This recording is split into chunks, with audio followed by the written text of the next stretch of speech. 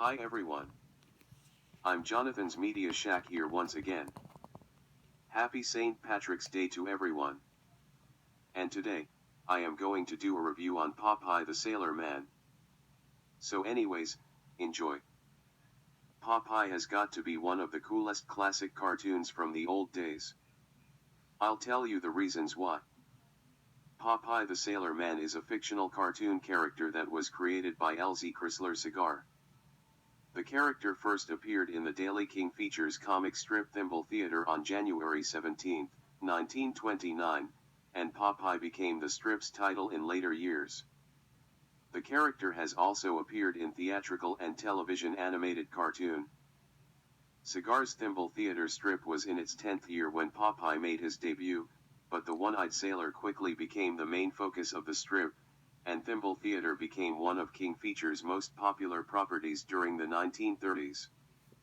After Cigar died in 1938, Thimble Theater was continued by several writers and artists, most notably Cigar's assistant Bud Sagendorf. The strip continues to appear in first-run installments in its Sunday edition, written and drawn by Hy Eisman. The daily strips are reprints of old Sagendorf stories. In 1933, Max Fleischer, who was the creator of Betty Boop, adapted the Thimble Theater characters into a series of Popeye the Sailor theatrical cartoon shorts for Paramount Pictures. These cartoons proved to be among the most popular of the 1930s, and Fleischer, and later, Paramount's own famous studios, continued production through 1957. These cartoon shorts are now owned by Turner Entertainment, and distributed by its sister company, Warner Brothers. Popeye's story and characterization vary depending on the medium. Originally, Popeye got luck from rubbing the head of the wiffle hen. By 1932, he was instead getting strength from eating spinach. Sweet Pea is Popeye's ward in the comic strips, but he is often depicted as belonging to Olive Oyl in cartoons. There is no absolute sense of continuity in the stories, although certain plot and presentation elements remain mostly constant, including purposeful contradictions in Popeye's capabilities. Popeye seems bereft of manners and uneducated, yet he often comes up with solutions to problems that seem insurmountable to the police or the scientific community. He has displayed Sherlock Holmes-like investigative prowess, scientific ingenuity, and successful diplomatic arguments. In the animated cartoons, his pipe also proves to be highly versatile. Among other things, it has served as a cutting torch, jet engine, propeller, periscope, musical instrument, and a whistle with which he produces his trademark toot. He also eats spinach through his pipe, sometimes sucking in the can along with the contents.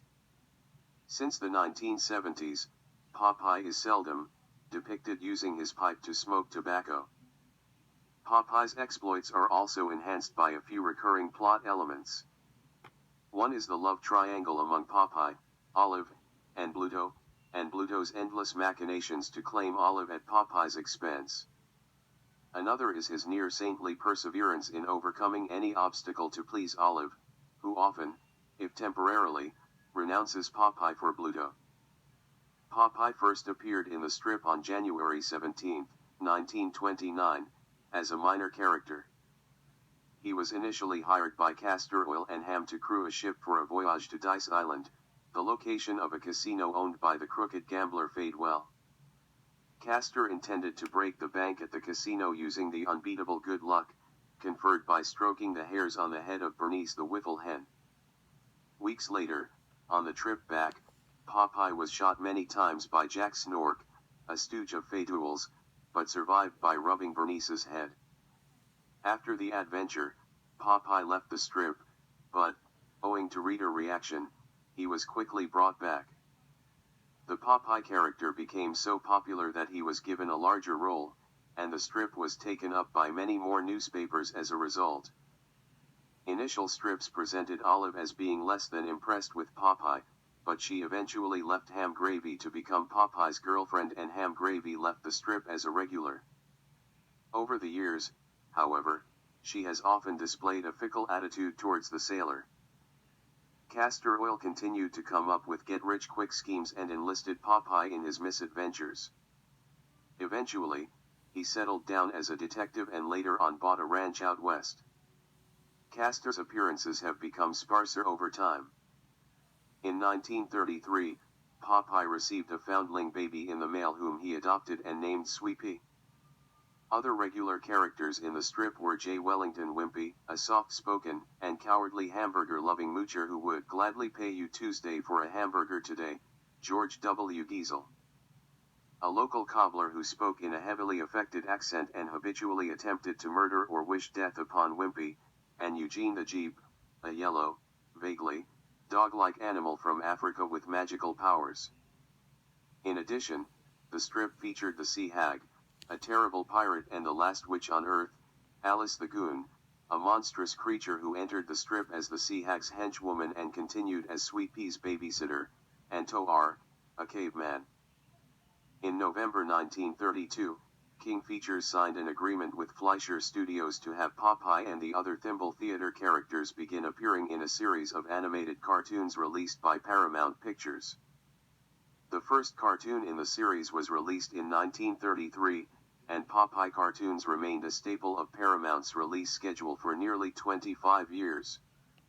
William Costello was the original voice of Popeye, a voice that was replicated by later performers, such as Jack Mercer and even Mae Questel. Many of the Thimble Theater characters, including Wimpy, Poop Deck Pappy, and Eugene the Jeep, eventually made appearances in the Paramount cartoons, though appearances by Olive Oil's extended family and Ham Gravy were absent. Thanks to the animated short series, Popeye became even more of a sensation than he had been in comic strips, and by 1938, polls showed that the Sailor was Hollywood's most popular cartoon character. Although Cigar may have used spinach as a prop a few times, it was Max Fleischer who realized its potential as a trademark. In every Popeye cartoon, the Sailor is invariably put into what seems like a hopeless situation, upon which, usually after a beating, a can of spinach becomes available, and Popeye quickly opens the can and consumes its contents. Upon swallowing the spinach, Popeye's physical strength immediately becomes superhuman, and he is easily able to save the day, and very often rescue Olive Oil from a dire situation. It did not stop there, as spinach could also give Popeye the skills and powers he needed, as in The Man on the Flying Trapeze, where it gave him acrobatic skills. From the 1950s until the 1980s, Popeye has starred in 29 locally produced children's television programs. In 1960, King Features Syndicate commissioned a new series of cartoons titled Popeye the Sailor, but this time for television syndication. Al Brodax served as executive producer of the cartoons for King Features. Jack Mercer, Mae Questel, and Jackson Beck returned for the series, which was produced by a number of companies, including Jack Kinney Productions, Rembrandt Films, William L. Snyder and Gene Deitch, Larry Harmon Productions, Hallis, and Bachelor, Paramount Cartoon Studios, formerly Famous Studios, and Southern Star Entertainment, formerly Southern Star Productions. The artwork was streamlined and simplified for the television budgets, and 220 cartoons were produced in only 2 years, with the first set of them premiering in the autumn of 1960, and the last of them debuting during the 1961 to 1962 television season. Since King Features had exclusive rights to these Popeye cartoons, 85 of them were released on DVD as a 75th anniversary Popeye box set in 2004. Popeye's theme song, titled, I'm Popeye the Sailor Man, composed by Sammy Lerner in 1933 for Fleischer's first Popeye the Sailor cartoon, has become forever associated with the Sailor. The Sailor's hornpipe has often been used as an introduction to Popeye's theme song.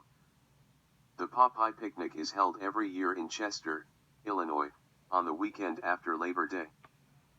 Popeye fans attend from across the globe, including a visit by a film crew from South Korea in 2004. The One-Eyed Sailor's hometown strives to entertain devotees of all ages. In honor of Popeye's 75th anniversary, the Empire State Building illuminated its notable tower lights green the weekend of January 16 to 18, 2004 as a tribute to the icon's love of spinach. This special lighting marked the only time the Empire State Building ever celebrated the anniversary/birthday of a comic strip character. The success of Popeye as a comic strip and animated character has led to appearances in many other forms. For more than 20 years, Stephen DiStefano has been the artist drawing Popeye for King Features licensing. But anyways, that's all I would like to say for my review for today. Thanks for watching, folks. Make sure you comment, like this video, subscribe to me, turn on notifications, and also, don't forget to send me a request. I'm Jonathan's Media Shack here, signing off, and I will see you guys next time on my next video. Goodbye.